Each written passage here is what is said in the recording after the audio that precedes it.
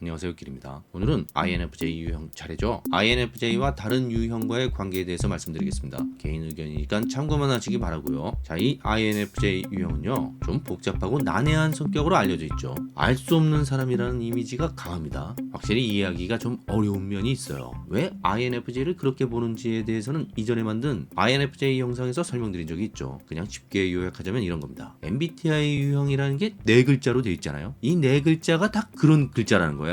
이 글자 하나하나가 상대적으로 복잡하거나 난해하다는 거죠. 자, 보세요. 일단 I부터가 그래요. E에 비해서 이해하기가 어렵습니다. 자신을 드러내지 않잖아요. I는 이만큼 자신을 드러내지 않습니다. 그래서 일단 I가 E에 비해 이해하기가 어려운 거고요. 그리고 N이 S보다 어때요? 복잡하죠? 보통 N이 S에 비해 생각이 많습니다. 그래서 N은 S를 좀 단순하다고 보고요. S는 N을 쓸데없는 생각이 너무 많은 사람으로 보는 경향이 있어요. 이번엔 F를 볼게요. F가 T보다 이해하기가 어렵다고 했죠. T는 명쾌한 게 있어요. 1 더하기 1은 그냥 2라는 겁니다. 근데 슬픔이나 기쁨 같은 감정은 그런 식의 더하기 빼기가 안 되죠. 애매해요. T처럼 뭔가 명쾌하게 맞아떨어진 맛이 없다는 겁니다. 마지막으로 J인데요. J는 그 자체로 P에 비해 복잡하거나 난해하다고 볼 수는 없습니다. 하지만 이런 건 있죠. J는 뭔가를 결정하려고 하는 거잖아요. 그래서 P보다 더 고민이 많을 수 있습니다. 어려운 결정을 할 때 머리가 복잡해지잖아요. 이런 경우가 P에 비해 J가 훨씬 많다는 겁니다. 그래서 결과적으로 이 네 글자 모두가 다 있는 INFJ가 난해한 성격 1위가 되는 거죠.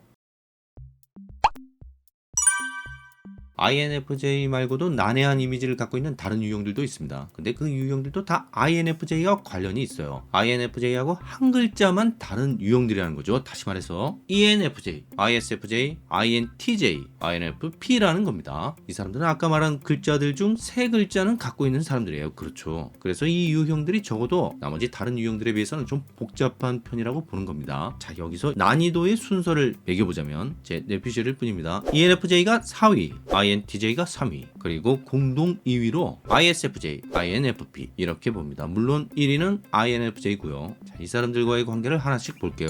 먼저 ENFJ와의 관계예요. ENFJ는 바로 직전 영상에서 설명한 유형인데요. 사실 이 사람은 복잡하다기보다는 뭐랄까요, 속이 좀 깊은 면이 있죠. 겉보기엔 너무 반듯한 스타일이어서 특이하다는 느낌도 별로 없고요. 그냥 좋은 사람, 선한 사람으로만 보이기 쉬워요. 근데 이 사람도 생각이 많습니다. 이 유형 중에서는 가장 그런 편이죠. INFJ와 ENFJ와의 관계는 상당히 좋다고 봅니다. INFJ는 대체로 FJ와 비슷하게 보이지만 INFJ 같은 면도 있는 사람이라고 있어요. 혼자 있거나 소수의 지인과 함께 있을 때 하는 행동이 INFJ와 닮았다는 겁니다. 같은 NF그룹이어서 비슷한 세계관을 공유하기도 하고요. 인문학적 세계관이죠. 게다가 같은 J유형이에요. 진지한 사람들이란 거죠. 두 유형 모두 뭔가 성직자 같은 느낌이 있어요. 차이가 있다면 INFJ가 좀 더 밝고 적극적인데 반해 INFJ가 좀 더 차분하고 조용하다는 정도입니다. 제가 보기에 INFJ를 비교적 쉽게 이해할 수 있는 몇 안 되는 유형 중 하나가 ENFJ라고 봐요. 본인에게도 비슷한 면이 있어서 그렇겠죠. 그리고 INTJ와의 관계인데요. ENFJ가 겉보기엔 그렇게까지 복잡해 보이지는 않는데 알고 보니 좀 복잡한 면이 있더라고 한다면 INTJ는 반대예요.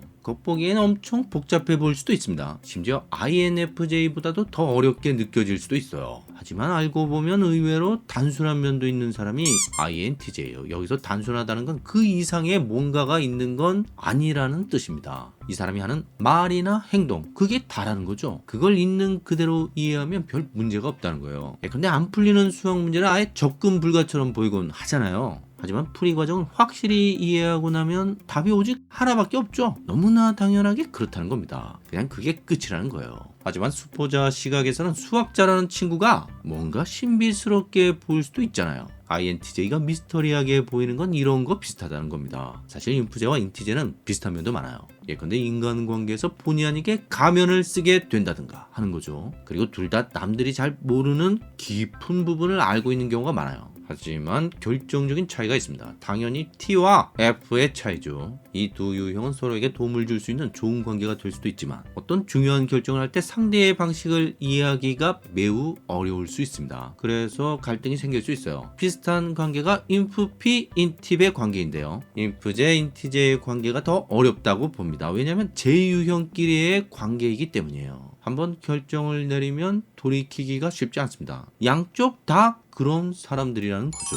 이번엔 ISFJ와의 관계를 보겠습니다. 제가 ISFJ 영상편에서 여러 번 말씀드린 적이 있죠. 이 사람도 상당히 복잡한 사람이에요. S유형이지만 생각도 많은 편이고요. INFP와 함께 공동 2위로 놓기는 했는데 평균적으로만 보면 ISFJ가 실질적인 2위라고 봅니다. INFP는 INFJ에 비해 개인차가 좀 큰 경향이 있거든요. ISFJ가 이해하기 어려운 이유는 특유의 자기 모순적인 성향 때문이에요. 정반대 성향을 동시에 갖고 있는 사람이라는 뜻입니다. 중간형의 특성 때문에 여러 사람들과 잘 지내면서도 동시에 호불호가 확실해서 좋은 사람과 싫은 사람이 뚜렷하게 구분되곤 하거든요. 그래서 속 시끄러울 때가 많다고 했죠. 인프제와 이프제의 관계는 대체로 괜찮다고 보는데요. 왜냐면 두 유형 모두 적어도 겉으로는 사람들과 큰 문제 없이 잘 어울리는 편이기 때문이에요. 그래서 이 사람들은 서로를 볼 때 나랑 좀 비슷한 것 같은데 이렇게 생각할 수도 있습니다. 근데 좀 더 깊게 알게 되면 확실히 다른 면이 보이죠. 무엇보다 관심사가 좀 달라요. ISFJ도 생각이 많지만 그건 주로 현실적인 고민, 특히 자기 사람을 챙기는 것과 관련된 고민을 하는 경우가 많고요. INFJ는 좀 더 근원적인 고민을 하죠. 삶의 의미, 인생의 목적 이런 데 관심이 많아요. 그래서 관계가 깊어지면 오히려 말이 잘 안 통하는 느낌이 들 수도 있습니다. 하지만 서로 심하게 충돌하는 경우는 드물 거라고 봅니다. 어쨌든 ISFJ가 상대를 자기 사람으로 생각하는 한, 그리고 INFJ가 상대의 좋은 면을 인정하는 한, 두 사람의 관계는 크게 문제가 없을 거라고 봐요. 그리고 마지막으로 INFP와의 관계인데요. 아까도 말씀드렸지만 INFP는 개인차가 좀 있는 편이에요. ISFJ에 비해 상대적으로 그렇다는 얘기입니다. 보통 INFP 이미지가 순수한 사람이잖아요. 어린 왕자 유형이다 이런 말이 다 그런 거죠. 근데 이 순수하다는 게요, 어떻게 보면 좀 위험하기도 한 거예요. 그렇죠. 너무 순수하다 보니까 남들이 보기에 이상한 생각이나 행동을 하는 경우도 있다는 겁니다. INFP 중에 그런 사람이 있다는 거죠. 근데 그 INFP 시각에서는 본인이 맞을 수 있어요. 오히려 남들이 혹은 세상이 잘못된 거죠. 근데 저는 네덜란드 출신의 불멸의 천재 화가 빈센트 반 고흐를 INFP로 보는데요. 이 사람은 어떻게 보면 INFP의 일반적인 이미지와는 좀 다른 것도 있죠. INFP로 보기엔 너무 진지하거나 심각한 느낌이 있습니다. 그거를 인프제로 보는 사람도 있는데 인프제로 보기에도 좀 무리수가 있다고 봐요. 그거는 어쨌든 자유로운 영혼이었거든요. 형식에 얽매이는 걸 극도로 싫어했죠. 그분은 원래 화가가 되려고 했던 사람이 아니었어요. 이 사람은 20대 초에 화상으로 꽤나 잘 나간 적이 있는데요. 계속 그 일을 했더라면 돈도 잘 벌고 잘 살았겠죠. 당시 네덜란드에서 화상 급여가 괜찮았다고 합니다. 근데 그분은 그 좋은 직업을 자의반 타의반으로 때려치웁니다. 요즘 식으로 말하자면 대기업에 다니던 전도 양양한 젊은이가 적성이 안 맞다면 그만두는 거랑 비슷한 거죠. 그러면서 한참 늦은 나이에 목사의 길을 걷겠다고 하다가 그것도 잘 안 되고 하면서 취미 비슷하게 하던 그림을 본격적으로 그리기 시작한 거예요. 그 후에 삶을 연구해본 사람들은 알겠지만 젊은 시절 이 사람은 지나칠 정도로 순수한 사람이었어요. 화상 일을 몇 년 하다 보니까 그림을 보는 자기만의 시각이 생겨난 게 문제였죠. 고객이 이 그림 마음에 든다. 얼마냐? 이러면 고흐는 그 화가 별로라고 대놓고 말하는 거예요. 화상이 그러고 있다는 겁니다. 물건 팔려고 속에도 없는 말 하는 거 싫었나 보죠. 그러다 잘린 겁니다. 그리고 목사가 되려고 탄광에서 전도하는 일을 할 때도 비슷했습니다. 그 탄광지대가 유럽에서 가장 악명 높은 곳이었다고 해요. 그거는 광부들의 비참한 생활을 보고 충격을 받고 그들과 완전히 동화되어 자신이 할 수 있는 모든 걸 다 했다고 합니다. 근데 나중에 그곳을 찾은 전도단이 그런 고흐의 모습을 보고 감동을 받은 게 아니라 깜짝 놀라면서 잘랐다고 해요. 거짓골을 하고 있었거든요. 또 잘린 겁니다. 그 사람들 생각엔 전도사 일을 하는 사람은 품위 유지를 해야 하는데 쟤는 도저히 안 되겠다. 이렇게 된 거죠. 고흐가요, 바보가 아니었어요. 굉장히 지적인 사람이었습니다. 물론 현실 감각이나 생활력 쪽엔 문제가 많았던 건 사실이지만 진리와 문학, 미술에 대한 지식이나 재능은 천재적이었죠. 어린 시절을 보면 INTP 쪽에 가까운 면도 있어요. 화가보다는 과학자 성향이 있었다고 하죠. 곤충을 수집하고 분류하는 걸 열심히 했다고 합니다. 그리고 언어에 소질이 있어서 영어 불어를 모국어처럼 사용했고 엄청난 독서광인데다가 글도 잘 썼던 사람이었어요. 이 사람이 동생 태호에게 보낸 수많은 편지는 그 자체만으로 훌륭한 문학 작품으로 평가받고 있습니다. 그 얘기를 좀 많이 했는데요. 제가 드리고 싶은 얘기가 뭐냐면요, INFP 중에는 가끔씩 이렇게 특이한 사람들이 나온다는 거죠. 안 그런 사람도 많아요. 그냥 좀 평온하고 온순한 INFP들도 많습니다. 저는 그거를 INFP로 보지만 INFJ로 보는 사람의 시각도 어느 정도는 이해합니다. INFP도 INFJ 같은 면이 나올 수 있거든요. 반대도 마찬가지고요. INFJ는 내면 깊은 곳의 선악을 본다고 했죠. 남들보다 훨씬 깊은 곳을 보는 사람이라고 했습니다. 고흐는 신에게 자신의 삶을 온전히 던지는 경험을 했지만 탄광촌에서 죽도록 고생한 것도 그래서 그런 겁니다. 하지만 현실의 목사나 전도인에게 인정받지 못했어요. 결국 그는 성직자들이 믿는 신을 부정하기에 이릅니다. 성직자들이 말하는 신은 내겐 이미 죽었어. 그럼 나는 무신론자인가? 성직자들은 나를 그렇게 생각한다. 그러라고 하든가. 하지만 나는 사랑하고 있다. 만일 내가 살아있지 않다면, 또 만일 다른 사람들이 살아있지 않다면 내가 어떻게 사랑을 느낄 수 있을까? 우리는 살아있기 때문에 그 안에 경이로운 뭔가가 있는 거야.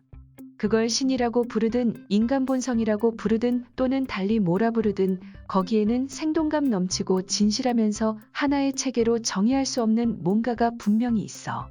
그래, 내겐 그게 신이야. 또는 신처럼 훌륭한 거야. 개인적으로 저는 고흐의 이 말이 예사롭지 않다고 보는데요. 어쩌면 신이라는 존재의 정수, 본질을 처절할 정도로 치열한 자신의 삶을 통해 깨닫게 된 게 아닐까 하는 생각까지 들어요. 하지만 그 시대 대부분의 사람들, 심지어 목사였던 고흐의 아버지까지 포함한 거의 모든 사람들의 눈에 고흐는 미친 사람처럼 보였습니다. 아무도 이해할 수 없는 사람이었죠. 이 깊은 고독, 정도의 차이는 있지만 대부분의 INFJ와 INFP는 이런 식의 고독에 익숙한 면이 있습니다. 그래서 서로에게 쉽게 호감을 가질 수 있다고 보고요. 물론 두 유형 모두 혼자가 편하다 보니까 갈등 상황이 생기면 오래 갈 수도 있지만 그럼에도 불구하고 나쁘지 않은 관계라고 봅니다. 자, 오늘은 여기까지고요. 다음엔 다른 유형과의 관계를 설명하면서 흔히 예수와 히틀러로 대표되는 INFJ의 양면성에 대해서 좀 더 자세히 말씀드리도록 하겠습니다. 구독과 좋아요 부탁드리고요. 의견이나 질문을 댓글로 남겨주세요. 감사합니다.